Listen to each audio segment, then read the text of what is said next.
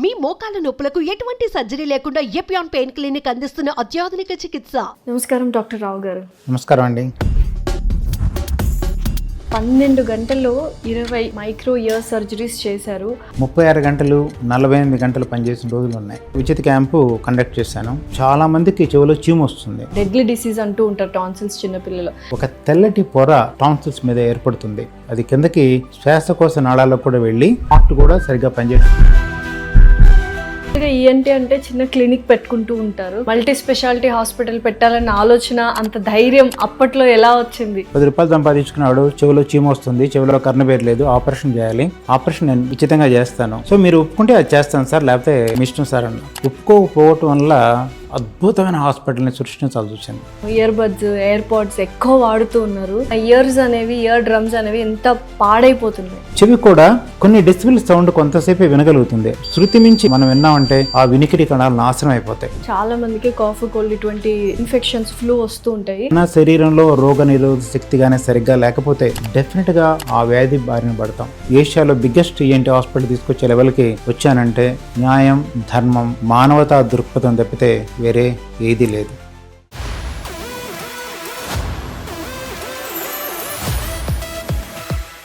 ఎలా ఉన్నారు?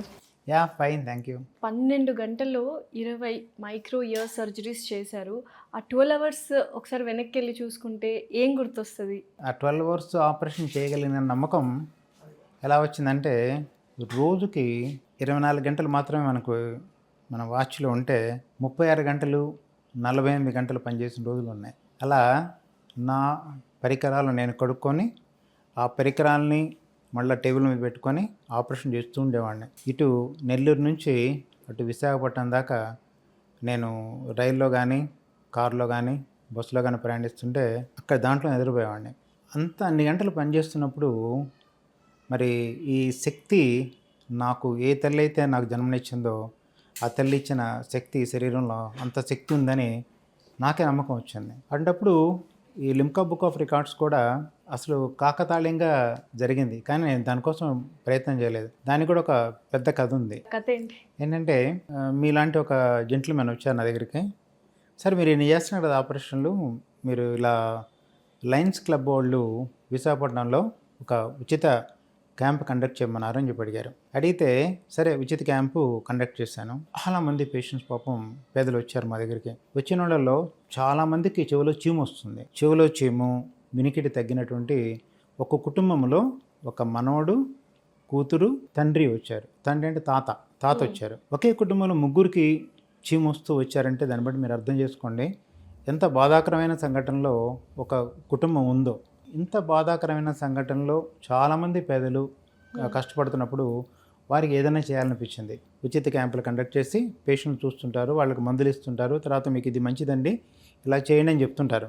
ఆపరేషన్ చేస్తాను, ఉచితంగా చేస్తాను, ఇక్కడే మీకు చేస్తాను, ఈ డాక్టర్ హైదరాబాద్ నుంచి విశాఖపట్నం వచ్చాడని చెప్తే ఎవరు నమ్ముతారు? ఎవరు నమ్మరు. వాళ్ళు ఏమడిగారంటే ఇటువంటివి చాలా చూస్తామండి, ఫోటోలు తీసుకుంటారు, పేపర్లో ఎంచుకుంటారు, వెళ్ళిపోతారు, అంతే, మమ్మల్ని ఎవరు పట్టించుకుంటారండి అన్నారు. అంటే లేదండి అలా కాదు, ఇది నేను నిజంగా మీకు చేస్తాను ఆపరేషన్లు. హైదరాబాద్ డాక్టర్ విశాఖపట్నంలో ఉచితంగా ఎలా చేస్తారని అంటే నేను చేస్తానండి, దానికోసం వచ్చానని చెప్పాను అనమాట. దానికోసం కావాల్సిన ప్రణాళిక అంతా రాసుకోవడం జరిగిన తర్వాత ఒక 25 మందికి ఆపరేషన్ చేయాలని చెప్పి నేను నిర్ణయించుకున్నాను. మొట్టమొదటి ఆపరేషన్ అంతకుముందు పాత మేయర్ గారి కొడుకు, భార్య ఉన్నారు. ఎందుకమ్మా ఈ ఉచితమైంది అంటే తర్వాత చేస్తాను అన్న. కాదని నాకు దీంట్లోనే కావాలి, నా ఫస్ట్ ఆపరేషన్ నాకే చేయండి అన్నారు. అంటే ఎందుకు చెప్తున్నానంటే అటు బాగా ఉన్నవాళ్ళు వచ్చారు ఆపరేషన్ల కోసం, లేనివారు వచ్చారు, వారికి చేయాలి.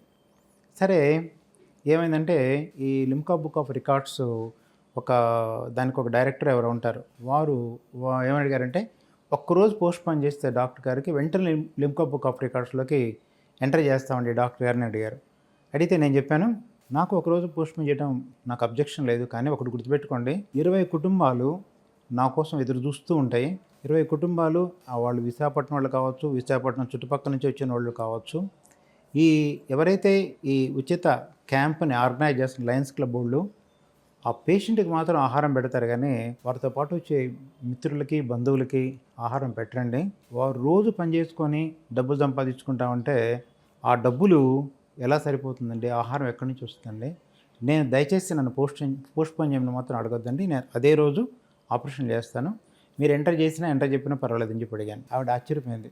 నా జీవితంలో మొట్టమొదటిసారి ఒక్కరోజు పోస్ట్పోన్ చేయమంటే పోస్ట్పోన్ చేయను డాక్టర్ అని. సో నేను వదిలేస్తాను, చేసేసాను. అన్ని మీడియాస్లో వచ్చేసినాయి, టీవీ ఛానల్స్లో, న్యూస్ పేపర్స్లో భారీ ఎత్తున హెడ్డింగ్ పెట్టి.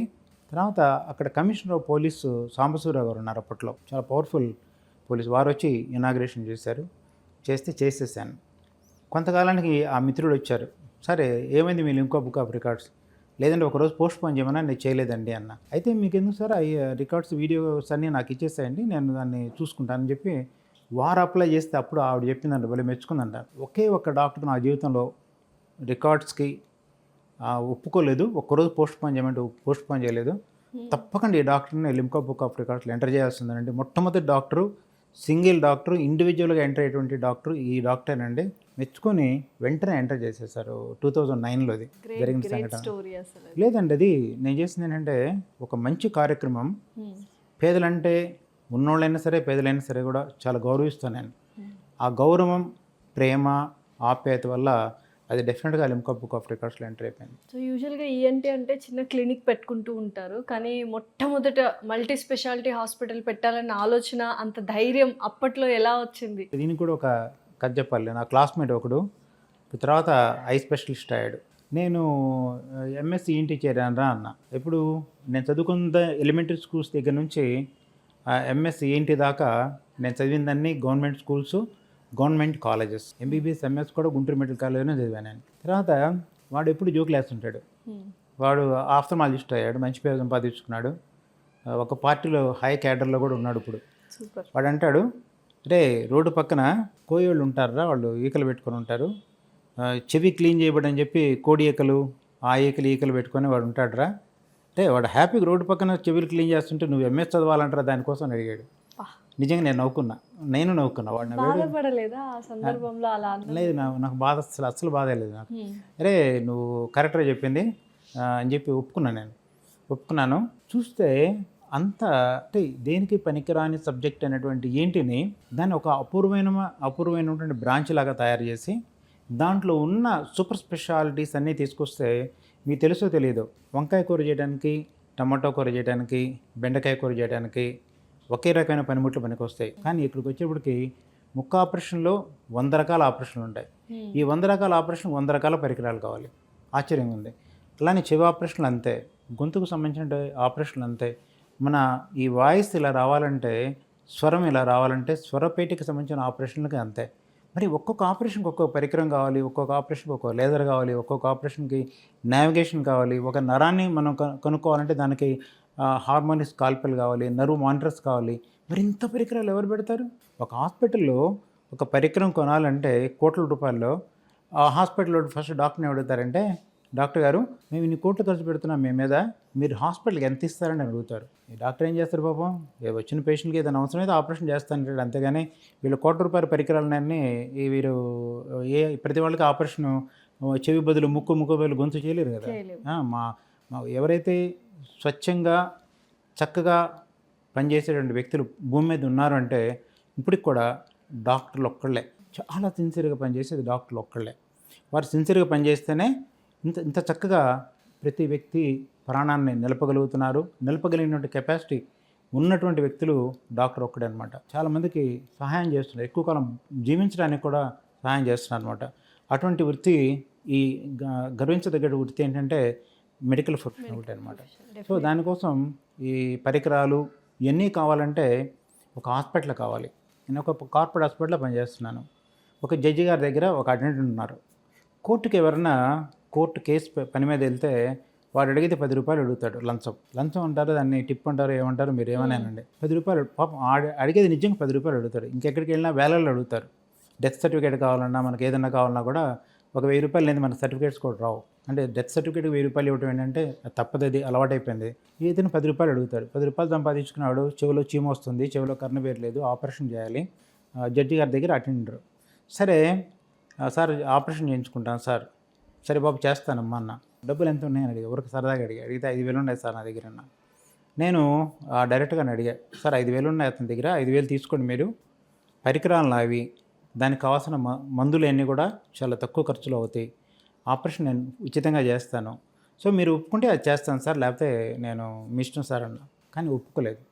ఒప్పుకోకపోవటం వల్ల ఈ అద్భుతమైన హాస్పిటల్ని సృష్టించాల్సి వచ్చింది. అదే 5,000కి వారు ఒప్పుకొని ఉంటే హాస్పిటల్ ఈ లెవెల్కి వచ్చి ఉండేది కాదు. ఇప్పుడు కూడా మీకు తెలుసో తెలీదో, ఎవరన్నా బయట హాస్పిటల్ రూపం చూసి, ఇంత పెద్ద హాస్పిటల్ చూసి భయపడి వెళ్ళిపోతే నేనేం చేయలేను. కానీ వారు లోపలికి వచ్చిన తర్వాత వారితో ఒకటే మాట అంటాను, నేను మీ డాక్టర్ని, ఈ హాస్పిటల్ మీది, మీకేం కావాలో చెప్పండి, నేను చేస్తానని చెప్తాను. ఇది 30 ఏళ్ల నుంచి నేను వాడేటువంటి మాట. తర్వాత నేను చెప్పడమే కదా, నా చుట్టూ 10 మంది డాక్టర్లు ఉంటారు, 10 మంది స్టాఫ్ ఉంటారు. వాళ్ళకి చెప్తాను, వీరి పేరు ఇది, వీరి ఎదుటిని ఈ మాట చెప్పాను, మా వాళ్ళు ఫీజు కానీ మిమ్మల్ని ఎక్కువ అడిగితే వీరికి చెప్పండి, డాక్టర్ ఇలా చెప్పారు నాకు, దయచేసి నాకు ఫీజు తగ్గించి తీసుకోండి, నేను ఇచ్చే ఫీజు ఇదే ఇస్తాను మీకు, దయచేసి మీరు ఆపరేషన్ చేయండి అని చెప్పి అడిగితే డాక్టర్ డెఫినెట్గా వాళ్ళు చెప్తారు నాకు వచ్చి, నేను డెఫినెట్గా ఆపరేషన్ చేసి వాళ్ళని చాలా సంతోషంగా పంపిస్తాను. ఇప్పటివరకు ఈఎన్టీ మల్టీ స్పెషాలిటీ హాస్పిటల్ ఇంత పెద్దగా ఎక్కడా లేదండి. నేను ఫస్ట్ ఎంటర్ అవగానే షాక్ అయిపోయాను. సార్ అశోక్ గారు ఈఎన్టీ హాస్పిటల్లో వెళ్తున్నాం ఇవాళ అనగానే చూసి నిజంగానే, అంటే అప్పుడు కనిపించింది నిజంగానే doctor Raj ENT multi speciality. Sir ఎలా ఉంది సార్ సక్సెస్ రేట్?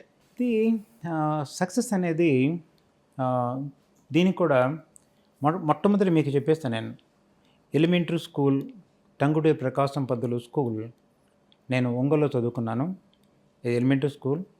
తర్వాత Pisapati Venkata Rangaiah school, PVR municipal high school, అది 10th క్లాస్ దాకా చదువుకున్నాను. తర్వాత ఇంటర్మీడియట్ సిఎస్ఆర్ శర్మ కాలేజ్ 1975 నుంచి 78 దాకా, 76 నుంచి 78 దాకా ఇంటర్మీడియట్ చదివాను.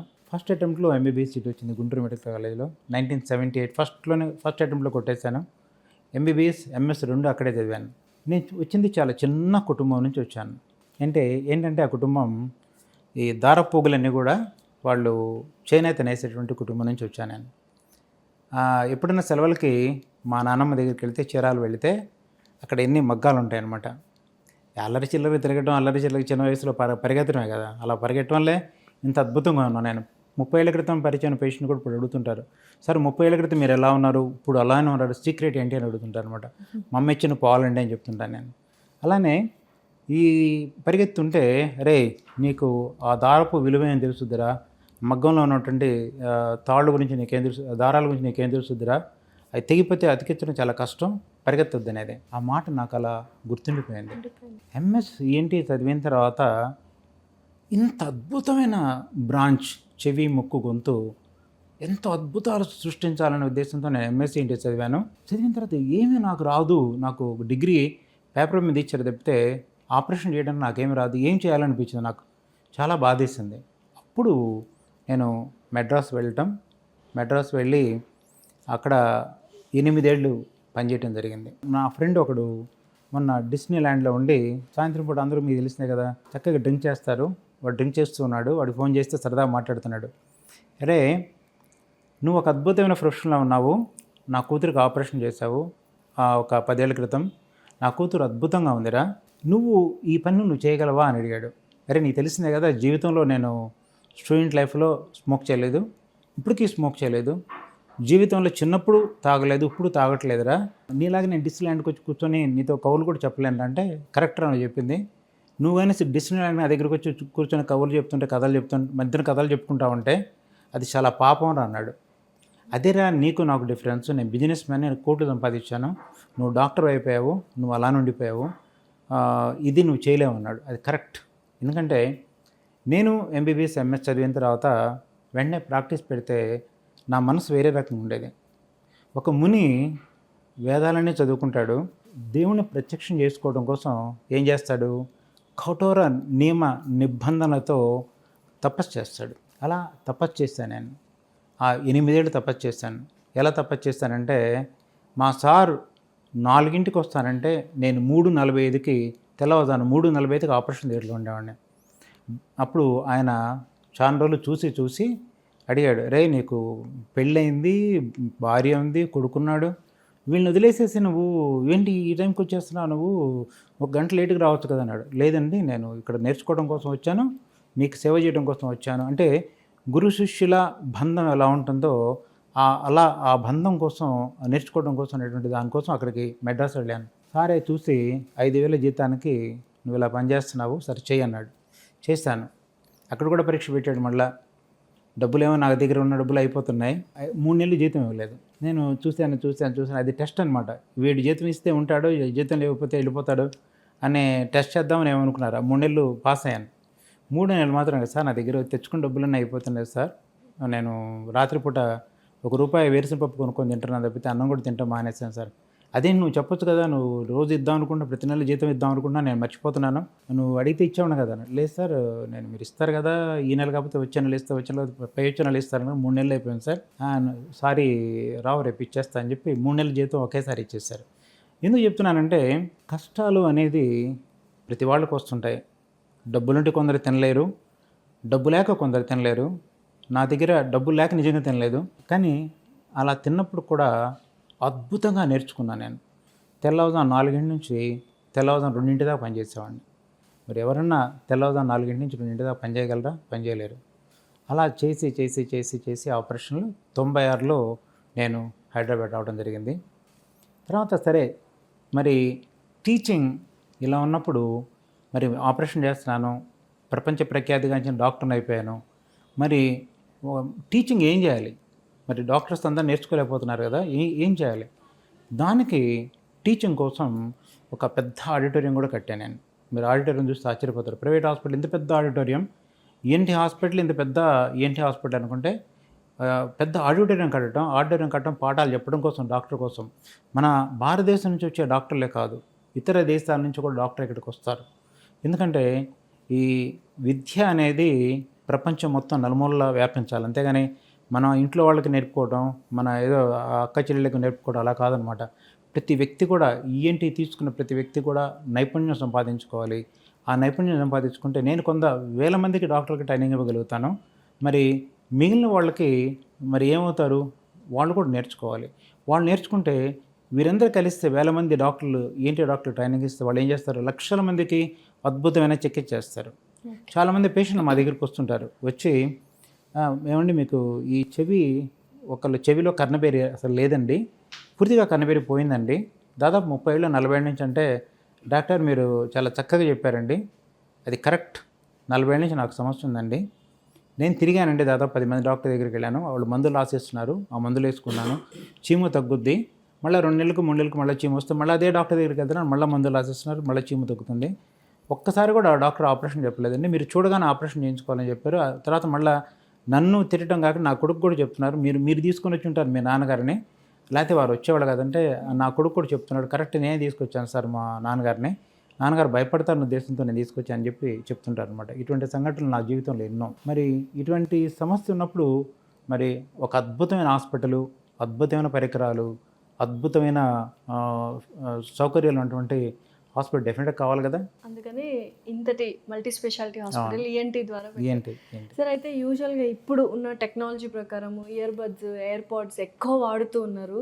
దానివల్ల అండ్ ఈవెంట్స్ అయితే ఇంకా హోరెత్తిన డీజే సౌండ్లని, దానివల్ల మన ఇయర్ డ్రమ్స్ అనేవి ఎంత పాడైపోతున్నాయి. ఒకటి మీరు అడిగిన క్వశ్చన్లో చాలా సమాధానం లేదు. మొట్టమొదట మనం ఇయర్ బడ్ తీసుకుందాం. ఒక స్నేహితుడు వస్తానని చెప్తుంటాడు, చెప్తే ఆ స్నేహితుడి కోసం ఎదురు చూస్తుంటాడు. వాడు కార్ వేసుకెళ్ళొచ్చు, లేదా బైక్ వేసుకెళ్ళొచ్చు, బైక్ కీ ఉండొచ్చు, కార్ కీ ఉండొచ్చు. ఆ స్నేహితుడు కానీ రాకపోతే ఏం చేస్తాడంటే అది పెట్టి తిప్పుతూ ఉంటాడు. సరే, చెవి నిర్మాణం మనం తెలుసుకోవాలి. ఏంటంటే ఈ బాహ్య చర్మాలలో చర్మం ఉంటుంది, చర్మం అతి పలుచుగా ఉంటుంది, ఇలా ఉండదు అనమాట, ఇంత దళసరిగా ఉండదు, చాలా పలుచుగా ఉంటుంది. పలుచుకున్న చర్మం కింద ఈ రక్తనాళాలు, పరిస్థితి తెలియడం కోసం నరాలు ఉంటాయి అన్నమాట. ఎంత పలుచుగా ఉంటుందయ్యా అంటే బడ్ ఒక 100 సార్లు చెవిలో పెట్టి తిప్పితే ఆ చర్మం మొత్తం పోద్ది. మరి చర్మం పోతే ఏమవుతుంది? నరాలు బయటికి ఎక్స్పోజ్ అయ్యి ఉంటాయి, అంటే వాటికి పైన కవరింగ్ ఉండదు, ఈ చర్మం అనేటువంటి కవరింగ్ ఉండదు అనమాట, ఉండకుండా ఎక్స్పోజ్ అయ్యి ఉంటాయి. ఆ ఎక్స్పోజ్ అయిన నరానికి చల్లటి గాలి తగిలినా, వేడి గాలి తగిలినా, అసలు గాలి కొంచెం తగలక ముందే చెవి నొప్పి వచ్చేస్తుంది. అప్పుడు ఈ బడ్ పెట్టి తిప్పుకుంటే మహదానందంగా ఉన్నట్టు అనిపించింది. ఈ నొప్పి భరించలేక అప్పుడు డాక్టర్ దగ్గరికి వస్తుంటారు, ఏమండి బడ్స్ వాడుతున్నారా, టాయిలెట్లో బడ్స్ ఉంటాయంటే వాళ్ళు ఒప్పుకుంటారు, కరెక్టేనండి మా టాయిలెట్లో బడ్స్ ఉన్నాయండి, ఆ బడ్స్ దయచేసి తీసేసేయండి, బ్రష్ టంగ్ క్లీనర్ మాత్రం పెట్టుకుని పళ్ళు మాత్రం తోముకోండి, కానీ చెవి మాత్రం శుభ్రపరచుకోవద్దు, చెవి దానంతట అదే శుభ్రపరచుకుంటుంది, మీరు ఆశ్చర్యపోతారు. సెల్ఫ్ క్లెన్జింగ్ ప్రాపర్టీ అనేది ఉంటుంది. మనం ఇలా మాట్లాడుతున్నప్పుడు ఈ దంతాలు కదులుతుంటాయి, ఈ దవడలు కదులుతుంటాయి, ఈ జాయింటే దీనికి గోడ అనమాట, రిలేషన్ బంధం ఉంటుంది. ఈ కదలిక వల్ల ఏమవుతుందంటే చెవిలో తయారైన గుబిలంతా కూడా మన తెల్లటి దిండు కవర్ వేసుకొని పడుకుంటే తెల్లటి దిండు కవర్ మీద నల్లటి మచ్చలు అప్పుడప్పుడు కనిపిస్తుంటాయి, అదేంటంటే చెవిలో గుబిలే. అది ఆ చెవిలో గుబిలి ఇలా దానంతటే శుభ్రపడి ఇలా చక్కగా ఉన్నప్పుడు మనం ఎందుకు చెవిలో బడ్డి పెట్టి తిప్పాల్సిన అవసరమే లేదు, చెవి నొప్పి దాకా వచ్చేదాకా చేయాల్సిన అవసరం లేదు. తర్వాత రెండోది డీజే సౌండ్స్. సార్ నేనేదో పార్టీ ఉంటే వెళ్ళాను, నాకు తెలియదు అంత సౌండ్ ఉంటుందని, అంత స్పీకర్స్ అంత పెద్ద పెద్ద స్పీకర్స్ ఉంటే నాకు తెలియదు, రాత్రి వెళ్ళాను సార్, ఏదో కొంచెం నేను డ్రింక్ తీసుకున్నాను, ఆ శబ్దంకి దగ్గర ఉన్నాను, స్పీకర్ దగ్గర ఉండి డ్యాన్స్ చేస్తున్నాను సంగతి కూడా మర్చిపోయాను సార్, నేను అలిసిపోయానో లేకపోతే ఏమైందో ఏంటో నాకు తెలియదు, కానీ ఈ చెవి మాత్రం పనిచేయటం మానేసింది సార్, ఈ చెవి బాగానే ఉంది, నాకు ఈ చెవి పనిచేయట్లేదు అని చెప్పారు. అంటే ఒక డీజే సౌండ్కే, ఆ స్పీకర్ సౌండ్కి ఒక చెవి వినికిడి పోయిందంటే దాన్ని బట్టి అర్థం చేసుకోండి ఈ శబ్దాలు ఎంత నాశనం చేస్తాయి. చెవిలో ఉండేటువంటి వినికిడికి సంబంధించిన కణాలు చాలా సున్నితమైనవి, అవి ఊరకనే పోతాయి. తర్వాత ఒక దేవుడి రథయాత్ర జరుగుతూ ఉంటుంది, ఆ దేవుడిని తీసుకెళ్ళి నిమజ్జనం చేస్తారు. నిమజ్జనం చేసేటప్పుడు ప్రతి బండి ముందు కూడా చాలామంది కదులుతూ ఉంటారు, డ్యాన్స్ వేస్తుంటారు, ఈ పాటలు అన్నీ వస్తుంటే బాగానే ఉంటుంది. ఈ నిమజ్జనం జరిగిన తర్వాత ఎవరో ఒకళ్ళు డెఫినెట్గా ఒక్కళ్ళన్నా ఒక పేషెంట్ అన్నా, సార్ నా వినికిడి పోయింది, ఈ నిమజ్జనానికి వెళ్ళొచ్చాను, నేను అంతే చేసింది, అందుకంటే నేనేం చేయలేదు, దానివల్ల వినికిడి పోయిందని చెప్తుంటారు. అంటే చూడండి ఎంత సౌండ్ పెడతారో, ఎంత అలిసిపోయి ఉంటారో.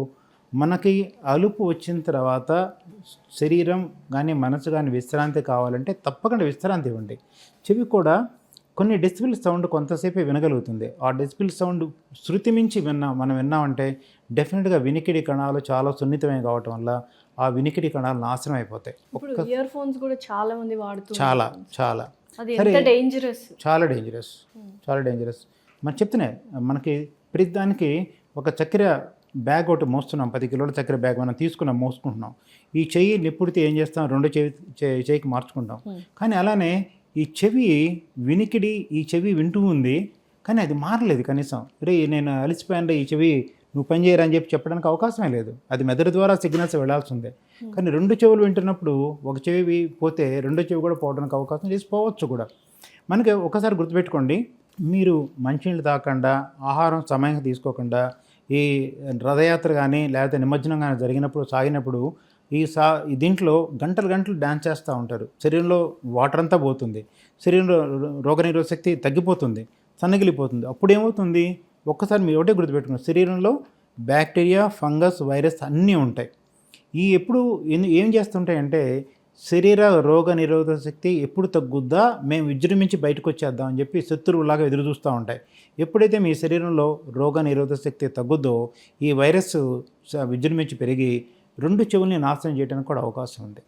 కొందరు రెండు చెవులు వినికిడిపోయి వస్తుంటారు, సార్ మేమేం తప్పు చేయలేదు సార్ అంటే, రాత్రి ఏం చేస్తారు, రాత్రి మా ఇంటి దగ్గర నిమజ్జనం స్టార్ట్ అయింది సార్, ఊరేగింపు స్టార్ట్ అయింది, అక్కడి నుంచి డ్యాన్స్ చేసుకుంటూ అక్కడ దాకా వెళ్ళాము సార్ అంటే, ఓహో అలా చేస్తారా, తిన్నారా లేదు, తాగారా లేదు, మరి మంచినీళ్ళైనా తాగారా, అది కూడా తాగలేదు సార్, దానివల్ల జరిగింది ఇది. సో దీనికి మరి ఏం చేయాలంటే ఇమ్మీడియట్గా చెవిలో ఇంజెక్షన్ చేయాల్సి వస్తుంది, స్టెరాయిడ్ ఇంజెక్షన్ చేయాల్సి వస్తుంది. ఆ స్టెరాయిడ్ ఇంజెక్షన్ చేయడం వల్ల తప్పకుండా వాళ్ళకి వినికిడి వస్తుంది. కానీ ఒకటే గుర్తుపెట్టుకోవాలి, ఎప్పుడైతే వినికిడి పోయిందో, వినికిడి పోయినప్పుడు వెంటనే వచ్చి డాక్టర్ని కలిసిన వాళ్ళకి మాత్రమే, అంటే ఈరోజు వినికిడి పోతే ఈరోజు వచ్చి కలిసిన వాళ్ళకి మాత్రమే వినికిడి తిరిగి వస్తుంది తప్పితే రెండో రోజు వస్తే ఒక 10%, 20% లెక్కన రోజు పెరిగే కొంది వినికిడి తిరిగి రావటం మళ్ళీ జరగదన్నమాట ఎప్పుడు కూడా. ఇది గుర్తుపెట్టుకోవాలి మనం. అందుకని డాక్టర్ని ఏ సమయంలో కలిస్తే ఎంత మంచిదో గుర్తుపెట్టుకొని, ఎవరైతే కష్టపడుతున్నారో, ఎవరైతే బాధలో ఉన్నారో వారు తప్పకుండా స్పెషలిస్ట్ వైద్యులను మాత్రమే కలవండి. మీ దగ్గర ఉన్న వేరే డాక్టర్స్ని కలిస్తే వారి వల్ల మీకు ఈ స్పెషలిస్ట్ వైద్యం దొరకదు, మీకు ఇది అత్యవసరమైనటువంటి వైద్యం అనమాట, అది దొరకదు, దానివల్ల మీకు ఉపయోగం కూడా ఉండదు. సో ఇంకొకటి ఇప్పుడు చాలా ప్రధానమైన సమస్య ఏంటి అంటే చాలా సిల్లీ రీజన్స్కి వైఫ్ అండ్ హస్బెండ్ విడిపోతున్నారు, అందులో ఒకటి గురక అంటున్నారు. మీ దాకా కూడా వచ్చి ఉంటుంది ఇది. బట్ ఏంటి సార్ ఎందుకు గురక వస్తుంది? అంటే మనకు పొట్ట ఎక్కువ ఉండడం వల్ల, లేకపోతే నోస్లో ఏదో సంథింగ్ రైనోప్లాస్టిక్ అని ఇలా చేసుకోకుండా ఉండడం వల్ల, ఎక్కువగా డీవియేటెడ్ నాజల్ సెప్టమ్ ఉండడం వల్ల కూడా వస్తుంది అని విన్నాను. ఏంటి సార్ అసలు ప్రధాన కారణం ఏంటి? ఇప్పుడు మనం గాలి తీసుకోవడానికి ముక్కు మొదటి గేట్, రెండో గేట్ ఏంటంటే లోపల చిరునాలుక మీద ఉండేటువంటి కపాలం అంటారు, దాన్ని ఇంగ్లీష్లో ప్యాలెట్ అంటారు. ఈ తర్వాత అది రెండో గేట్ అయితే, మూడో గేట్ నాలుక. తర్వాత నాలుగో గేట్ వచ్చేటప్పటికల్లా కంఠం అంటారు, దీన్ని లారింగ్స్ అంటారు అనమాట. లారింగ్స్ అంటే దాంట్లో వోకల్ కార్డ్స్ ఉంటాయి, దాని మీద ఎపిగ్లాటిస్ అని ఉంటుంది అనమాట. ఇవి నాలుగో గేట్. ఇన్ని గేట్లు దాటి మనకి గాలి ఊపిరితిత్తులకి చేరాలి. గాలి ఊపిరితిత్తులకి చేరితే అక్కడ ఆక్సిజన్ మన శరీరానికి కావాల్సింది ఫిల్టర్ చేసుకొని మిగిలిన గాలి బయటకు వదిలేస్తాం అనమాట. మరి ఈ గాలి ఇప్పుడు చూడండి, సన్నాయి ఊదుతూ ఉంటారు, మేళం ఊదుతుంటారు, దానికి ఉండే చిన్న ప్లేట్స్ లాగా ఉంటాయి, అవి ప్లాస్టిక్కి కావచ్చు, ఏదైనా కావచ్చు. చిన్నప్పుడు ఈ కొబ్బరాకుతో మనం బోర లాంటివి తయారు చేసుకొని దాంట్లో ఊదినా కూడా సౌండ్ వస్తుంటుంది అనమాట. ఈ కొబ్బరాకు రెండు కదలటం వల్ల సౌండ్ వస్తుంటుంది.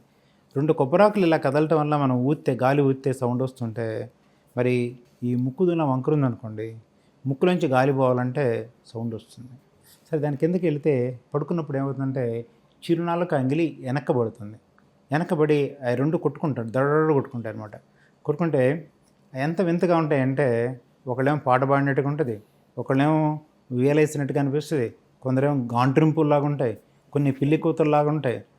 సార్ మేము రైలు ఎక్కి వెళుతుంటే నన్ను రైలు దింపేశారు సార్, మా చైన్ లాగేసేసి బోగిలోంచి దింపేశారు సార్, మేమందరం నిద్రపోవట్లేదు ఏసీ బోగిలో అని చెప్తుంటే, ఒక అతను వచ్చి మీరు చెప్పినట్టుగా నా భార్య విడాకులు ఇస్తుంది సార్, నా పిల్లలు నాతో పడుకోవట్లేదు, నా భార్య కూడా నా రూమ్లో ఉండలేదు అని చెప్తుంటే, కొందరు సార్ చుట్టాల ఇంటికి వెళ్ళి ఎక్కడన్నా పడుకోవాలంటే భయం వేస్తుంది సార్, వాళ్ళ ఇంటికి రానివ్వట్లేదు అని చెప్తుంటారు. ఇన్ని రకాలుగా బాధపడుతుంటారు.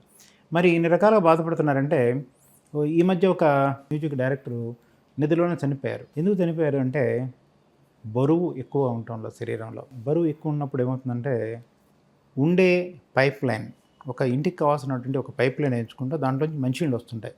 అలానే ఈ పైప్ లైన్ ముక్కు నుంచి లంగ్స్ దాకా ఉండేటువంటి ఒక గాలి పోయేటువంటి పైప్ లైన్, అది ఉండే సైజు అదే ఉంటుంది.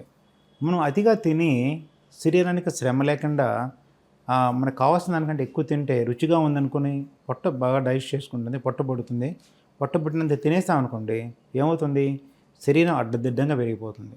ఉండే పైప్ లైన్, గాలిపోయేటువంటి పైప్ లైన్ ఒకటే ఉంటుంది, దీని చుట్టూ కొవ్వు పెరిగిపోతూ ఉండటం వల్ల ఏమవుతుందంటే ఆ పైప్ లైన్ సన్నబడిపోయినప్పుడు పీ అని ఊస్తే సౌండ్ ఎలా వస్తుందో, ఈ సన్నబడినటువంటి రంధ్రం నుంచి గాలిపోయేటప్పుడు శబ్దం డెఫినెట్గా వస్తుంది అనమాట. అలా వచ్చేటువంటి శబ్దమే ఈ గురక శబ్దం వస్తుందండి. చాలామంది చెడుగుతుంటారు, ఏముంది డాక్టర్ గారు, మా తాతగారు గురక పెట్టారు, మా నాన్న గురక పెట్టాడు, నేను గురక పెడుతున్నా, ఏముందండి గురక గురించి పెద్ద కష్టం, ఎంత తప్పులాగా చెప్తున్నారేంటండి అని చెప్పి డేంజరస్ కదండి, చాలా డేంజరస్. ఈరోజే వచ్చినటువంటి ఒక పేషెంట్ వాళ్ళ నాన్నతో వచ్చాడనమాట. జనవరిలో ఒకసారి చూపించుకున్నారు, ఇప్పుడు మళ్ళీ ఈరోజు వచ్చారు. ఏంటి లాస్ట్ టైం మీరు వచ్చారు మీ అబ్బాయిని చూసినప్పుడు అంటే, రాలేదండి సార్. ఏంటి బాబు ఏం కష్టపడుతున్నాడు చెప్పండి అంటే, ఏం కష్టపడుతున్నాడు డాక్టర్, నేను పక్కన పడుకుంటా, నాకు నిద్ర సరిగ్గా ఉండదు, వాడు మధ్యరాత్రులు ఉలికిపాటుతో లేస్తున్నాడు సార్, ఏంటి ఇది అంటే, ఏమీ లేదంటే అప్పుడు దాకా గాలి తీసుకోవడం వల్ల బాగానే ఉన్నాడు, గాలి తీసుకోవడం మర్చిపోయినప్పుడు ఏమవుతుందంటే, మరి కార్బన్ డైఆక్సైడ్ ఎందుకు పెరిగిపోతుందంటే, ఆక్సిజన్ లేని చోట కార్బన్ డైఆక్సైడ్ పెరిగిపోతుంది. అది మెదడులో ఈ కార్బన్ డైఆక్సైడ్ చాలా వింత ప్రవర్తన ఉంటుంది మెదడులో. ఏంటంటే, ఈ కార్బన్ డైఆక్సైడ్ మెదడులో ఒక సెంటర్ని స్టిమ్యులేట్ చేస్తుంది. అరే గాడిదని నిద్రపోతున్నావు నువ్వు గాలి తీసుకోకుండా, నేను పెరిగిపోయాను, కార్బన్ డైఆక్సైడ్ పెరిగిపోయానని చెప్పి మెదడులో సెంటర్ స్టిమ్యులేట్ కాగానే అంటాడనమాట. అనగానే టక్కని చాలా ఎక్కువ గాలి లోపలికి వెళ్ళిపోతుంది. ఆ ఉలికిపాటు, నిద్రాభంగం, నిద్ర పోలేకపోవటం సరిపోతే పోయింది. ఇది సార్ వాడు ఎప్పుడైతే ఆ ఆక్సిజన్ దొరక్క ఏమో నాకు తెలీదు, ఉలికిపాటుతో లేస్తున్నాడు ఇందులోంచి, నేను చూసి భయపడిపోతున్నా సార్, మా వాడు బ్రతికుంటాడో చచ్చిపోతాడో భయం వేస్తుంది సార్ అని చెప్పి అంటాడు. ఆయన 70 ఏళ్ల తండ్రి. సో ఇది ఒక రకమైన సంఘటన అయితే. తర్వాత ఇతను ఆఫీసులో ఉద్యోగం చేస్తుంటాడు. ఉద్యోగం చేస్తే ఒక ప్యూన్ పాపం రోజు టైంకి టీ ఇద్దామని చెప్పి వెళ్తుంటాడు. టీ ఇద్దామని వెళ్ళినప్పుడు నిద్రపోతాను ఉంటాడు. సార్ మీరేంటి సార్ ఎప్పుడు వచ్చినా నేను టీ ఇద్దామని, సార్ టీవీ లేదురా టైం కంటే, ఏమి ఇస్తాను సార్, నేను ఉదయం నుంచి చూస్తాను, నిద్రపోతూనే ఉన్నారు, టీ వేడి చేస్తాం తీసుకురావడం, నేను మళ్ళీ వేడి ఆరిపోయింది మళ్ళీ తీసుకెళ్ళటం, మళ్ళీ వేడి చేయడం తీసుకురావడం, మీరు కుర్చీలో కూర్చొని నిద్రపోతున్నారు సార్. అంటే అంత నిద్రపోయాను నేను, టైం చూసుకోండి సార్ ఎంత అయిందని. వాడు చూసుకొని ఆశ్చర్యపోతాడు. ఎందుకు రాత్రంతా నిద్రపోని వ్యక్తి పగల ఆఫీస్కి వెళ్ళి పాపం కుర్చీలో కూర్చొని ఏసీలో హ్యాపీగా నిద్రపోతున్నాడు. ఇది ఇంకొక ప్రాబ్లం. సార్ నేను డ్రైవింగ్ చేస్తున్నాను, నేను బాగా ఎలక్ట్రిక్ ఉన్నాను సార్, ఎలక్ట్రిక్ ఉంటే కారు అద్భుతమైన కారు సార్, 50 లక్షలు పెట్టుకున్నాను నేను, ఏమైందో తెలియదు సార్, నేను చూస్తే నా కారు తుక్కు అయిపోయింది, అవతల కారు ఇంకా తుక్కు అయింది సార్, దాంట్లో వాళ్ళు చచ్చిపోయారు, నేను బాగానే ఉన్నాను సార్ అన్నాడు. ఏమైందంటే నాకు అసలు ఏమైంది తెలియదు సార్, నేను బాగున్నాను, నాకేం కాలేదు సార్ అన్నాడు. ఏమైందంటే నిద్రపోయాడు. చెప్తుంటారు వచ్చి, సార్ నేను స్కూటర్ డ్రైవ్ చేస్తున్నా, కార్ డ్రైవ్ చేస్తున్నా కూడా నిద్ర వచ్చి నాకు తెలియక నిద్రపోతున్నాను సార్, ఎవరిని గుర్తుని భయం వేస్తుంది సార్ అని చెప్పేవాళ్ళు అయితే ఇలా యాక్సిడెంట్ చేసి వచ్చేవాళ్ళు కూడా ఉంటారు అనమాట. అంటే ఆక్సిజన్ మెదడుకి అందకపోతే, మెదడు పనిచేయటం మానేస్తే, మన డ్రైవింగ్ చేస్తున్నామా, ఆ సీట్లో కదిలేటువంటి కారులో కానీ కదిలేటువంటి స్కూటర్ మీద కానీ మనం కూర్చొని ఉన్నామా, నిద్రపోతున్నామా అన్నది తెలియదు. తెలియకుండా ఎన్ని యాక్సిడెంట్స్ అవుతాయో చూడండి మరి. అందుకని గురకే కదని అశ్రద్ధ చేయకండి. ఇది స్లీప్ యాప్నియా సిండ్రోమ్ అంటారు. ఏంటంటే ఆక్సిజన్ అందక ఆక్సిజన్ కోసం శరీరం అంతా ప్రాకులాడుద్ది అనమాట. దాన్ని స్లీప్ యాప్నియా సిండ్రోమ్ అంటారు అనమాట. దయచేసి గురకను అశ్రద్ధ చేసి ఈ స్లీప్ యాప్నియా సిండ్రోమ్లోకి అడుగుపెట్టి శరీరానికి ఆక్సిజన్ తగ్గించి మీ శరీరంలో ఉండాల్సిన చురుకుదనాన్ని తగ్గించుకోవద్దు. అది పెద్దలైతే, పెళ్ళైన వాళ్ళైతే డైవర్స్ దాకా పోవద్దు, డ్రైవింగ్ చేసే వాళ్ళైతే యాక్సిడెంట్స్ దాకా పోవద్దు. ఒక మ్యూజిక్ డైరెక్టర్, లావుగా ఉన్నటువంటి మ్యూజిక్ డైరెక్టర్ రాత్రి పార్టీకి వెళ్ళి వచ్చి తాగి సోఫాలో కూర్చున్నట్టు నిద్రపోయినట్టుగా పర్మనెంట్ నిద్రలోకి వెళ్ళిపోయాడంటే, చావులోకి ఎంటర్ అయ్యారంటే కారణం ఈ గురక అనమాట. అది గుర్తుపెట్టుకోండి. ఇటువంటి సమస్యల్ని హార్ట్ అటాక్, గురక వల్ల ఆక్సిజన్ తగ్గితే హార్ట్ కూడా సరిగ్గా పనిచేయడం మానేస్తుంది అనమాట. హార్ట్ అటాక్ దాకా పోవద్దు. ముందుగానే మీరు వ్యాయామం చేయండి, తగినంత ఆహారం మాత్రమే తీసుకోండి, మీరు చేసేటువంటి పనికి తగ్గట్టుగా ఆహారం తీసుకోండి. అలా మీరు చేసిన ఉద్యోగానికి తగ్గట్టుగా జీతం వస్తుందని చెప్పి అనుకుంటారో, ఎలా అనుకుంటారో, ఆహారం కూడా ఈ ఉద్యోగం చేస్తే జీతం వస్తుంది చూసారో అటువంటిదే. శరీరానికి ఎంత ఆహారం కావాలో అంత ఆహారమే తీసుకోవాలి, కానీ దాన్ని మించి ఆహారం తీసుకోకండి. తీసుకోవడం వల్ల శరీరం పెరిగిపోయి గురక్కి దారి తీస్తుంది. గురక కాస్త స్లీప్ యాప్నియాగా మారుతుంది. యూజువల్గా వెదర్ చేంజ్ అయినప్పుడల్లా కూడా చాలామందికి కాఫ్, కోల్డ్ ఇటువంటి చిన్న ఇన్ఫెక్షన్స్, ఫ్లూ వస్తూ ఉంటాయి. వాటికి ఏం చేస్తారంటే చాలామంది అజిత్రోమైసిన్ కానీ, ఈ కైండ్ ఆఫ్ సిట్రిజిన్ కానీ యాంటీబయాటిక్స్ తీసుకుంటూ ఉంటారు. అది ఓకేనా, లేకపోతే మనకు ఒక 7 days 8 days కొంచెం మంచి ఆహారం తీసుకొని కోల్డ్ వస్తువుల జోలికి వెళ్ళకపోతే దానంటే తగ్గడం మంచిది అంటారు? తర్వాత ఇది మంచి చెడు అని కాదు, ఉచితంగా అంటే ప్రిస్క్రిప్షన్ లేకుండా ఒక మెడికల్ షాప్కి వెళ్ళి ట్యాబ్లెట్ అడిగితే ఈ మెడికల్ షాప్ యజమాని డాక్టర్ లాగా ఫీల్ అయిపోయి నన్ను అడిగాడు రా అని చెప్పే ఉద్దేశంతో వాడికి తెలిసిన ట్యాబ్లెట్స్ అని ఇచ్చేస్తాడు. ఏంటి ఒక్కో ట్యాబ్లెట్ ఇస్తాడు. ఒక్కో ట్యాబ్లెట్ ఇస్తే ఈ మహానుభావుడు ఇంటికి వెళ్తాడు, చక్కగా తింటాడు, వేసేసుకుంటాడు, మరుసటికి తగ్గినట్టు అనిపిస్తుంది. ఇది ఒక రకమైన వైద్యం అయితే, ఇంట్లో మరి పురాతనమైన ఆయుర్వేద వైద్యం ఉంది. ఏంటంటే జలుబు చేసిందా, ఇది చక్కగా ఎముకల సూప్ పెట్టుకొని తాగురా బ్రహ్మాండంగా ఉంటుంది, లేదా సూప్ తీసుకొని తాగురా చాలా బాగుంటుంది అంటారు. అదొక రకమైన వైద్యం అయితే, నీళ్లు బాగా కాసి దాంట్లో పసుపు వేసి ఆవిరి పీల్చుకోరా బాబు, రోజు 2 సార్లు 3 సార్లు చేయమ్మా, తర్వాత గోరువెచ్చని ఉప్పు నీళ్ళు తీసుకున్నారు కుక్కిలించి వీరా అంటారు. అది ఇంకొక రకమైన వైద్యం. వీటిని మూడిట్లో చూసుకుంటే ఈ ఎముకల సూప్ పాయ అంటారు, అది తీసుకోవడం శరీరానికి మంచిదే. నీళ్లు కాస్త దాంట్లో విక్స్, అమృతాంజనం కానీ, లేకపోతే విక్స్ కానీ, లేకపోతే పసుపు కానీ వేసుకొని, పసుపు పొడి కానీ వేసి ఆవిరి పీల్చుకోవడం కూడా మంచిదే. గోరువెచ్చని ఉప్పు నీళ్ళు కుక్కించడం కూడా చాలా మంచిదే. కానీ ఒక మెడికల్ షాప్కి వెళ్ళి వాళ్ళు ఇచ్చేటువంటి ట్యాబ్లెట్స్, ఇచ్చినటువంటి 3-4 ట్యాబ్లెట్స్లో డెఫినెట్గా ఈ స్టెరాయిడ్ అనేది డెఫినెట్గా ఉంటుంది. ఈ స్టెరాయిడ్ శరీరం మీద డెఫినెట్గా చెడు ప్రభావం చూపిస్తుంది. ఏదో ఒక్క డోస్ తీసుకోవటం వల్ల అదేమి కాదు, కానీ ఇలా చేయటం వల్ల మీరు ఒక యాంటీబయాటిక్ను పదం వాడారు, యాంటీబయాటిక్ ఒక ట్యాబ్లెట్ తీసేసుకొని వాడుకొని ఆపిస్తే అది శరీరానికి మళ్ళీ పనిచేయదు. అందుకని యాంటీబయాటిక్ ఒక డోస్ ఉంటుంది. ఆ డోస్ ప్రకారం ఒక బాగా నైపుణ్యమైనటువంటి డాక్టర్ల ప్రిస్క్రిప్షన్ ద్వారా మాత్రం తీసుకోవాలన్నమాట. ఇలా చేయకూడదు. తర్వాత ఇంకొక మంచి విషయం ఏంటంటే, మీరు అడిగింది ఈ వర్షాకాలం, చలికాలం ఈ జలుబు, దగ్గు ఎందుకు ఎక్కువ వస్తుందని ఒక విషయం అడిగారు. ఏమవుతుందంటే ఈ వాతావరణం చల్లబడిన తర్వాత ఈ గాలిలో ఉండేటువంటి ఈ వైరస్, బ్యాక్టీరియా, ఫంగస్ ఎక్కువగా పెరుగుతున్నాయి. ఎలా మనం మాట్లాడేటప్పుడు మనకు తెలియకుండా సన్నటి తుప్పర పడుతుంది. ఒక్కసారి ఫ్రెండ్స్ అందరు కలిసి మాట్లాడుకుంటే, రే వాడిది ఎదురుగా వెళ్ళగాకరా, వాడు తుప్పురోడు రా అంటాడు. ఏంటి వాడు తుప్పురోడు ఏంటి, వాడు మంచోడే కదా, వాడి పేరు అసలు వెంకట్రావు కదా, లేకపోతే సుబ్బారావు, వాడు తుప్పురోడు ఏంటంటే, ఏం లేదురా వాడు మాట్లాడుతుంటే తుప్పరు వచ్చి పడుతుంటుంది, నీ మీద జాగ్రత్త, కొంచెం దూరంగా ఉండరా అని చెప్తుంటారు. మనకి కనిపించే తుప్పర్లు అలా పడుతుంటే కనిపించకుండా నోట్లోంచి తుప్పర్లు వస్తూ ఉంటాయి అన్నమాట. ఈ తుప్పర్లు వచ్చినటువంటి తుప్పర్లో ప్రతి ఒక్క శరీరంలో ఉన్నటువంటి బ్యాక్టీరియా, ఫంగస్, ఈ వైరస్ కూడా ఈ తుప్పర్ల నుంచి బయటకు వస్తుంది అన్నమాట. దాన్ని డ్రాప్లెట్ ఇన్ఫెక్షన్ అంటారు అనమాట. ఈ డ్రాప్లెట్ ఇన్ఫెక్షన్ అనేది ఈ బ్యాక్టీరియా, వైరస్, ఫంగస్ని క్యారీ చేసి ఈ గాల్లో అంతా వ్యాపించి ఎవరైతే ఈ వ్యక్తి ఇక్కడ ఎక్కడైతే తుమ్మాడో, దగ్గాడో, ఆ వ్యక్తి ఉన్నటువంటి కాసేపు ఉండి వెళ్ళిపోయిన దగ్గర నుంచి చూస్తే అక్కడంతా వ్యాపించి ఉంటుంది అనమాట. మనం అలా వెళుతూ ఆ గాలి కొంచెం పీల్చుకున్నామంటే మన శరీరంలోకి ఎంటర్ అవుతుంది. మన శరీరంలో రోగ నిరోధక శక్తి కానీ సరిగ్గా ఉంటే ఏమీ కాదు, సరిగ్గా లేకపోతే డెఫినెట్గా ఆ వ్యాధి బారిన పడతాం. మనకి కరోనా చాలా మంచి పాఠాలు చెప్పింది, అది గుర్తుపెట్టుకోండి. షేక్ హ్యాండ్ ఇవ్వటం మానేసేయండి. మన సాంప్రదాయం నమస్కారం.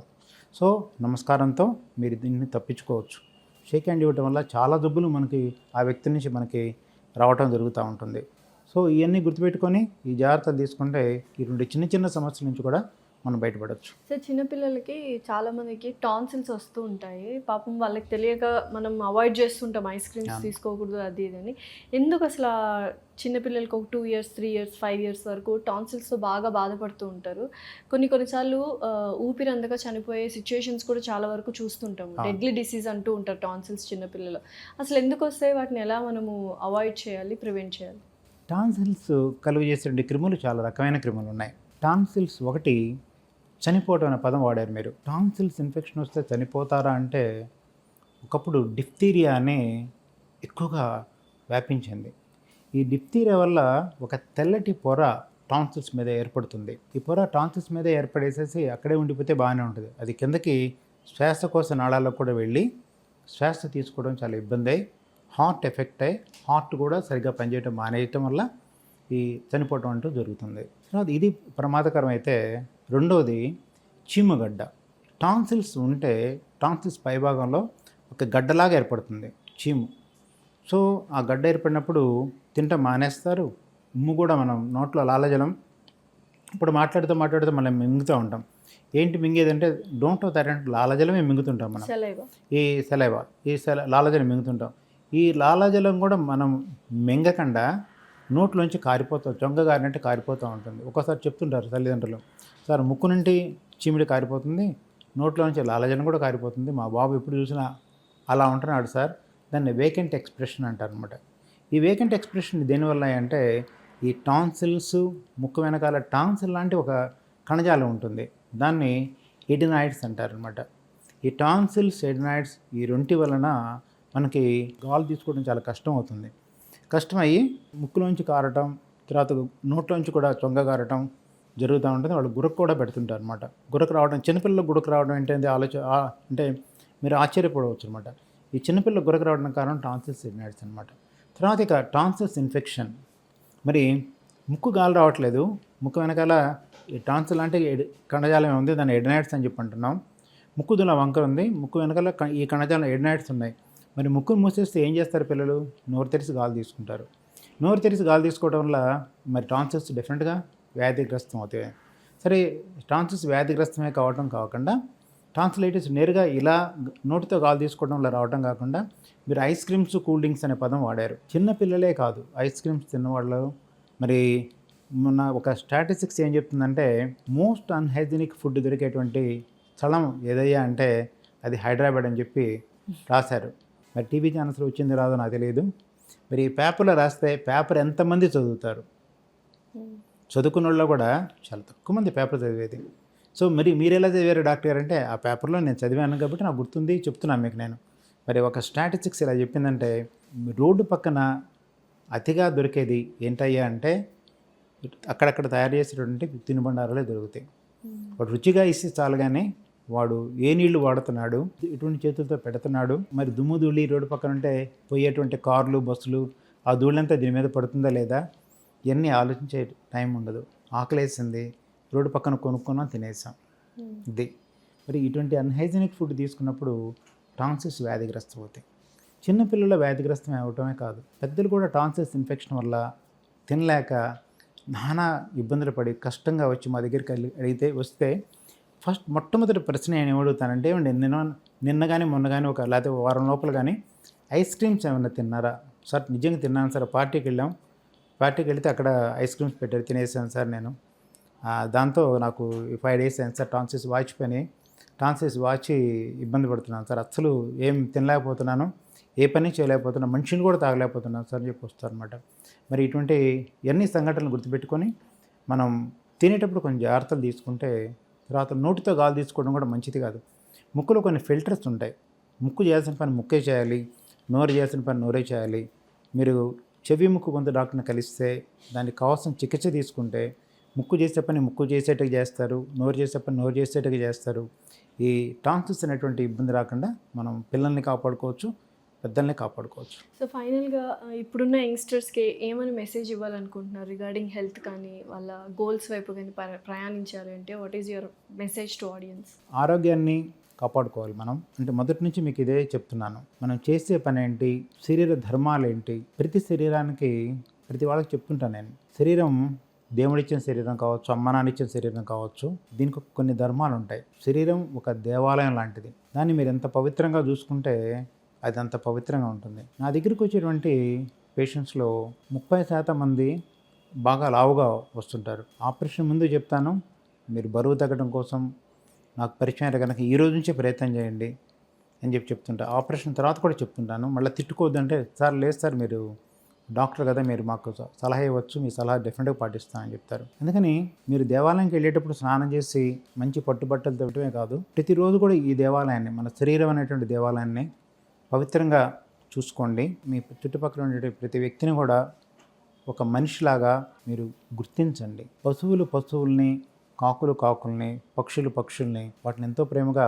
ఒకదానొకటి ప్రేమగా చూసుకుంటున్నప్పుడు ఎవరికి ప్రేమ లేదయ్యా అంటే, ఒక మనిషి పక్క వ్యక్తిని మనిషిలా గుర్తించేటువంటి ప్రేమ ఎందుకో ఈ కలియుగంలో మనం దూరమయ్యాం. దయచేసి పక్కనున్న వ్యక్తి ఏ కులం, ఏ మతం, తర్వాత మన దేశమా వేరే దేశమా అది ఆలోచన లేకుండా వారు మనుషులాగా గుర్తించి వారిని ప్రేమించండి, వారి అభిమానించండి, చేతైతే సహాయం చేయండి. సార్ ఎన్నో సేవా కార్యక్రమాలు చేస్తున్నారు అండ్ చేస్తూ ఉంటారు, వాటి గురించి ఒకసారి చెప్తారు? నేను చెప్పాను, చాలా చిన్న కుటుంబం నుంచి వచ్చానని చెప్పాను. ఒక పెన్సిల్ కొనుక్కోవాలంటే అమ్మా నాన్న డబ్బులు అడగాలి. ఒక పుస్తకం రాసుకోవడానికి పుస్తకం కొనుక్కోవాలంటే అమ్మా నాన్న డబ్బులు అడగాలి. నా తర్వాత ఇంట్లో 2 చెల్లెళ్ళు ఉన్నారు. ఒక అబ్బాయి ఉండి 2 చెల్లెళ్ళు ఉంటే తల్లిదండ్రులకు ఆలోచన వస్తుందంటే, ఈ అబ్బాయి గురించి ఆలోచన ఉండదు, 2 చెల్లెళ్ళ మీదే ఆలోచన ఉంటుంది. ఎందుకంటే 2 ఆడపిల్లలు, వాళ్ళు ఎలా చదివించాలి, వాళ్ళకి ఎలా పెళ్లి చేయాలి, వాళ్ళని ఎలా పంపించాలని ఆలోచిస్తారు తప్పితే వీడు కూడా మనిషే, వీడు ఏమవుతాడు, ఏం కావాలన్నది ఆలోచించరు. నాకు పెన్సిల్ అడగాలన్నా భయమే, బుక్ అడగాలన్నా భయమే. సరే అప్పుడు ఏం చేశానయ్యా అంటే, మీకు తెలుసో తెలియదు, ఇప్పుడంటే పేపర్లు విరివిగా వాటర్లా. అప్పట్లో నా చిన్నప్పుడు అంటే 1970sలో ఎలక్షన్స్ కానీ వచ్చినాయంటే, ప్రతి సంవత్సరం ఎలక్షన్స్ వస్తాయి. ఎలక్షన్స్ వచ్చినప్పుడు పాంప్లెట్స్ వేస్తుంటారు. పాంప్లెట్స్ ముందేమో ఆ నాయకుడి పేరు ఉంటుంది, పలాని గుర్తు ఉంటుంది, ఈ గుర్తుకి ఓటేయండి అని చెప్పి పాంప్లెట్స్ ప్రతి ఇంటికి వేసేసేవాళ్ళు అనమాట. ఆ పాంప్లెట్స్ కానీ కలెక్ట్ చేసుకుంటే, ఒక 100 పాంప్లెట్స్ కలెక్ట్ చేసుకుంటే దాని వెనక తెల్ల పేపర్ ఉంటుంది. ఆ తెల్ల పేపర్ని వాడుకోవడం కోసం, రఫ్గా రాసుకోవడం కోసం ఈ పాంప్లెట్స్ అన్ని కలెక్ట్ చేసి ఒక 100 పేజీల పుస్తకంలాగా కుట్టుకొని దాని మీద రాసుకునేవాడిని. నాకు నిశ్చితంగా గమనించేటువంటి అలవాటు, మరి అటువంటి కళ్ళు ఎలా ఇచ్చాడు మా ఆవిడ రోజు అంటుంటుంది, నువ్వు ఎక్కడో ఉన్న సంగతి ముందే చెప్పేస్తావు, ఎలా చెప్తావు అంటే కళ్ళు అటువంటి ఏరా అని చెప్తుంటాను అనమాట. నిశ్చితంగా గమనించి ఈ మనసుతో అది ఏంటని గుర్తుపట్టడం అన్నది చాలా ముఖ్యమైన విషయం, గుర్తుపెట్టుకోండి. నేను రోడ్డు మీద నడిచెళ్తుంటే చిన్న పెన్సిల్ ముక్క దొరికితే మహదాన్నగా తీసుకున్నాను ఆ పెన్సిల్ ముక్క. మీకు ఈ పెన్సిల్స్ రకాలు మీకు తెలుసో తెలియదు కానీ కొన్ని పెన్సిల్ ముక్కులు సన్నగా ఉంటాయి, కొన్ని పెన్సిల్ ముక్కులు లావుగా ఉంటాయి. 4HB అని అదినే. నాకు బొమ్మలు మట్టితో తయారు చేయడం చాలా ఇష్టం, ఈ పేపర్ల మీద బొమ్మలు గీయటం కూడా చాలా ఇష్టం. మరి దొరికిన పెన్సిల్స్తోనే బొమ్మలు గీసేవాడిని. మట్టి చాలా ఈజీగా దొరికేది, ఎందుకంటే మాది పెంకుటిళ్ళు, మేము అద్దెకున్న ఇల్లు పెంకుటిళ్ళు. ఆ పెంకుటిళ్ళు వరండా దాటితే మట్టి ఉండేది. ఆ మట్టిలోని కూరగాయలు చాలా పండించేవాడిని. గుర్తుపెట్టుకోండి, మీ పిల్లలు మట్టిలో ఆడుకుంటుంటే, మట్టిలో బొమ్మలు తయారు చేస్తుంటే వాళ్ళని బొమ్మలు తయారు చేయమని చెప్పండి.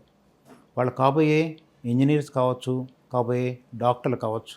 తర్వాత ఇంట్లో చిన్న చిన్న ఏదైనా రిపేర్ చేస్తుంటే రిపేర్ చేయనండి, కాబోయే బ్రహ్మాండమైన ఇంజనీర్ కూడా కావచ్చు అనమాట. వారికి ఏది ఇష్టమో తెలుసుకొని వారి ఇష్ట ప్రకారం చేయండి.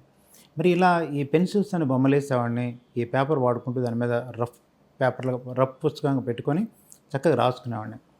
అటువంటి స్థితి నుంచి ఈ లెవెల్కి వచ్చానంటే, ఎవరైతే కష్టం విలువ తెలుస్తుందో, మీరు టాటా బిర్లాలు తీసుకోండి, వాళ్ళ పిల్లలు ఒక వజ్రాల వ్యాపారి తన కొడుక్కి 500 ఇచ్చి ఒక కేరళలో కొంతకాలం పనిచేసి రారా, నువ్వు 2 నెలలు 3 నెలలు పనిచేసి రారా, వచ్చిన తర్వాత నువ్వు ఈ వజ్రాల వ్యాపారం చూసుకుంటావు అని చెప్పాడంట.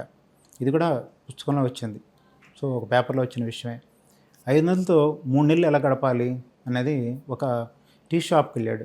గ్లాసులు గడుగుతాను, ప్లేట్లు గడుగుతాను, నాకు ఉద్యోగం ఇవ్వమంటే వాళ్ళు ఇవ్వాల. ఈ 500 రూపాయలు అయిపోయే లోపల వాడు పని చేసుకోవాలి. అలానే నా విషయానికి వస్తే నా దగ్గర కూడా కొంచెం డబ్బులే ఉన్నాయి. ఆ డబ్బులు అయిపోయే లోపల ఉద్యోగం సంపాదించుకోవాలి. చెప్పాను కదా, రోజుకి రాత్రిపూట భోంచేయటం మానేసి ₹1 వేరుశనగ పప్పు, ఇసుకలో వేయించినటువంటి వేరుశనగ పప్పు తిని ఒక గ్లాస్ మంచిని దాగి పడుకునేవాడిని. మరి ఈ వ్యక్తి, ఈ వజ్రాల వ్యాపారి ఆ లెవెల్లో వజ్రాల వ్యాపారిగా అయిపోయాడు. అంటే ఈ 500తో ఉద్యోగం సంపాదించుకోవడం, డబ్బులు సంపాదించుకోవడం, అక్కడ మంచి పేరు తెచ్చుకోవడం, అలా వచ్చేసి వజ్రాల వ్యాపారి. అలానే టాటా బిర్లా వాళ్ళు కూడా కామన్ బస్సుల్లో పంపించి, స్కూల్కి పంపించి పిల్లల్ని ఎందుకు పంపించారంటే, సామాన్య జనం ఎలా జీవిస్తున్నారు, ₹1 ఖర్చు అంటే సంపాదించడం కోసం ఎంత కష్టపడ్డారని తెలుసుకోవడం కోసం ఈ బస్సుల్లో ప్రయాణం చేశారు. ఈ వజ్రాల వ్యాపారి చేసిన కథ కూడా అది అటువంటిదే. మరి వీళ్ళందరూ వాళ్ళు కావాలని అలా చేస్తే, నేను పుట్టిందే అతి చిన్న పేద కుటుంబంలో పుట్టి, రోడ్డు మీద పెన్సిల్ దొరికితే ఆ పెన్సిల్ తీసుకొని, రోడ్డు మీద పేపర్లు దొరికితే పేపర్ల మీద రాసుకొని, తర్వాత మా ఇంటి పక్కన ఒక అమ్మాయి ఉండేది. ఆ అమ్మాయికి నాకు 3 నెలలు తేడా. మా అమ్మగారు ఆ అమ్మాయి కూడా పాలిచ్చి పెంచింది. సో నాకు చెల్లెలు అవుతుంది. ఆ అమ్మాయి నా చెల్లెలే, కానీ ఆడపిల్ల తొందరగా ఎదుగుతారు కదా, నాకంటే ఒక క్లాస్ ఎక్కువ. ఆ అమ్మాయి చదువుకున్న పుస్తకాలలో నాకు ఇచ్చేసేది అనమాట. ఎప్పుడెప్పుడు ఎగ్జామ్స్ అయిపోతాయా, నేను 6వ తరగతికి వెళ్తే ఆ అమ్మాయి 7వ తరగతిలో ఉండేది. 6వ తరగతి పుస్తకం నాకు ఇచ్చేసేది. పుస్తకాలు డైరెక్ట్గా నాకు వచ్చేసాయి అంతే. సో నేను పుస్తకాల కోసం కూడా కష్టపడలే. ఆ అమ్మాయి పుస్తకాలు ఇచ్చేది, నేను చదువుకున్నాను. మళ్ళీ నేను ఎగ్జామ్కి వెళ్ళినప్పుడు ఒక పెన్ కొని పెట్టేది నాకు, కొత్త పెన్, ఈ ఎగ్జామ్ దీంతో రాయను అని. తర్వాత నా MBBS రావడం, తర్వాత MSc ENT చేయటం, వాళ్ళ కూతురికి ముక్కు ఆపరేషన్ చేశాను, ఈ అమ్మాయి కూడా ముక్కు ఆపరేషన్ చేశాను. అది నా అదృష్టం. వాళ్ళ నా దగ్గరికి వచ్చి ఆపరేషన్ చేయించుకోవడానికి. చిన్నప్పటి నుంచి వాళ్ళ కళ్ళెదుట పెరిగి ఈ లెవెల్కి రావడం వల్ల. అంటే గుర్తుపెట్టుకోండి, కష్టపడి న్యాయంగా, ధర్మంగా, ఇటు చూడకుండా ఒకే ధ్యేయంతో మనం ముందుకెళ్తుంటే, మనం ఒక ధ్యేయం పెట్టుకుంటే ఆ ధ్యేయాన్ని, కొన్ని అపజయాలు ఉన్నప్పుడు కూడా ఈ ధ్యేయాన్ని తప్పకుండా అందుకోగలుగుతుంటాం. అపజయం వచ్చినప్పుడు మనం మనసుని బాధ అనే ఊబిలోకి పోనీయకుండా ఎప్పుడు తలెత్తుకొని ఈ జయాన్ని ఎప్పుడు అందుకుంటామనే ఉద్దేశంతో మనం ప్రయత్నం చేస్తే ప్రతి విషయంలో కూడా జయమే పొందుతుంటాం.